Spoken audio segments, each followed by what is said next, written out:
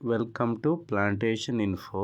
ಇವತ್ತು ನಾನು ಜಾಗದ ಸುತ್ತಲೂ ಹಾಕುವ ಬೇಲಿಯಲ್ಲಿ ಮೆಣಸಿನ ಬಳ್ಳಿಯನ್ನು ಬೆಳೆದು ಹೆಚ್ಚುವರಿ ಇಳುವರಿ ಪಡೆಯುವ ಬಗ್ಗೆ ನಿಮಗೆ ಮಾಹಿತಿ ನೀಡ್ತಾ ಇದ್ದೀನಿ. ಸಾಧಾರಣವಾಗಿ 1 ಎಕರೆ ಜಾಗಕ್ಕೆ ಸುತ್ತಲೂ ಬೇಲಿಯನ್ನು ಹಾಕಿದಾಗ 840 ಅಡಿಗಳಷ್ಟು ರನ್ನಿಂಗ್ ಫೀಟ್ ಬರುತ್ತದೆ. ಇದರಲ್ಲಿ 7 ಅಡಿಗಳ ಅಂತರದಲ್ಲಿ ನಾವು ಮೆಣಸಿನ ಬಳ್ಳಿಯನ್ನು ಹಾಕಿದರೆ ಸರಿಸುಮಾರಾಗಿ 120 ಮೆಣಸಿನ ಬಳ್ಳಿಯನ್ನು ಬೇಲಿಯ ಸುತ್ತಲೂ ಹಾಕಬಹುದು. ನೋಡಿ, ಈ ವಿಡಿಯೋದಲ್ಲಿ ತೋರಿಸಿದ್ವಲ್ಲ, ಈ ರೀತಿ ಬೇಲಿಯ ಸುತ್ತಲೂ ಗ್ಲಿರಿಸೀಡಿಯಾ ಗಿಡಗಳನ್ನು ನೆಟ್ಟು ಅದರಲ್ಲಿ ಮೆಣಸಿನ ಬಳ್ಳಿಗಳನ್ನು ಹಾಕಿದರೆ ತುಂಬ ಚೆನ್ನಾಗಿ ಬೆಳೆಯುತ್ತದೆ. 7 ಅಡಿ ಅಂತರ ಇಟ್ಟರೆ ತುಂಬ ಒಳ್ಳೆಯದು. ಗ್ಲಿರಿಸೀಡಿಯಾ ಗಿಡವು ತುಂಬ ಫಾಸ್ಟಾಗಿ ಬೆಳೆಯುವುದರಿಂದ ಇದರಲ್ಲಿ ನೀವು ಬೇಗನೆ ಮೆಣಸಿನ ಬಳ್ಳಿಯನ್ನು ಹಾಕಬಹುದು. ಗ್ಲಿರಿಸೀಡಿಯಾವನ್ನು ಕನ್ನಡದಲ್ಲಿ ಗೊಬ್ಬರದ ಗಿಡ ಅಂತ ಕೂಡ ಹೇಳುತ್ತಾರೆ. ಗೊಬ್ಬರದ ಗಿಡದಲ್ಲಿ ಮೆಣಸಿನ ಬಳ್ಳಿಯು ತುಂಬ ಚೆನ್ನಾಗಿ ಹಬ್ಬುತ್ತದೆ. ಗೊಬ್ಬರದ ಗಿಡವು ನೈಟ್ರೋಜನ್ ಫಿಕ್ಸೇಷನ್ ಅನ್ನು ಕೂಡ ಮಾಡುತ್ತದೆ. ಹಾಗಾಗಿ ಮಣ್ಣಿಗೆ ಇದು ಉತ್ತಮ ಗಿಡವಾಗಿದೆ.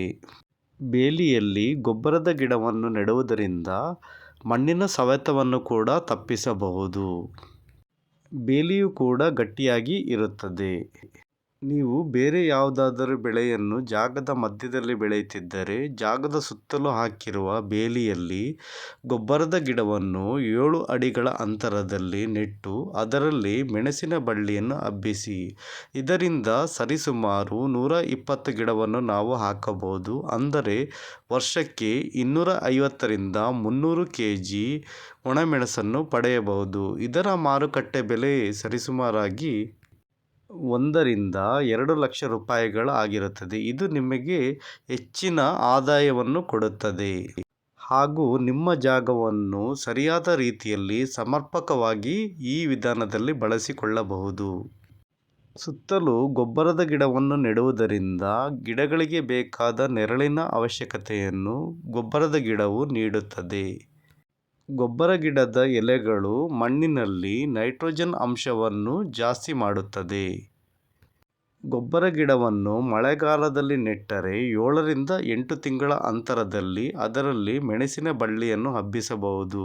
ಗೊಬ್ಬರ ಗಿಡವನ್ನು ನೆಟ್ಟು 8 ರಿಂದ 10 ತಿಂಗಳಲ್ಲಿ 5 ರಿಂದ 6 ಅಡಿಗಳವರೆಗೆ ಬೆಳೆಯುತ್ತದೆ ಹಾಗೂ ಸುಮಾರು 4 ರಿಂದ 5 ಇಂಚುಗಳವರೆಗೆ ದಪ್ಪವಾಗುತ್ತದೆ. ಇದರಲ್ಲಿ ಸುಲಭವಾಗಿ ಮೆಣಸಿನ ಬಳ್ಳಿಯನ್ನು ಹಬ್ಬಿಸಬಹುದು. ನೀವು ಕೂಡ ನಿಮ್ಮ ಬೇಲಿಯ ಜಾಗದಲ್ಲಿ ಸುತ್ತಲೂ ಗೊಬ್ಬರದ ಗಿಡಗಳನ್ನು ಹಾಕಿ ಹೆಚ್ಚಿನ ಆದಾಯ ಪಡೆಯಿರಿ. ಇದರ ನಿರ್ವಹಣೆ ಕೂಡ ತುಂಬ ಸುಲಭವಾಗಿರುತ್ತದೆ. ಹಾಗಾಗಿ ಹೆಚ್ಚಿನ ಆದಾಯ ದೊರೆಯಲು ಇದೊಂದು ಸರಳ ಮಾರ್ಗವಾಗಿದೆ. ಈ ವಿಡಿಯೋ ಇಷ್ಟ ಆದರೆ ಪ್ಲೀಸ್ ಲೈಕ್ ಮಾಡಿ, ಹಾಗೆ ನಮಗೆ ಸಪೋರ್ಟ್ ಮಾಡೋದಕ್ಕೆ ಜಾಯಿನ್ ಆಗಿ, ಹಾಗೂ ಅಗ್ರಿಕಲ್ಚರಲ್ ಇನ್ಫಾರ್ಮೇಷನ್ಗೆ ನಮ್ಮ ಚಾನಲ್ ಸಬ್ಸ್ಕ್ರೈಬ್ ಮಾಡೋದನ್ನು ಮರೆಯಬೇಡಿ. ಹಾಗೂ ಏನಾದರೂ ಡೌಟ್ಸ್ ಇದ್ದರೆ ಕಮೆಂಟ್ ಮಾಡಿ. Thank you.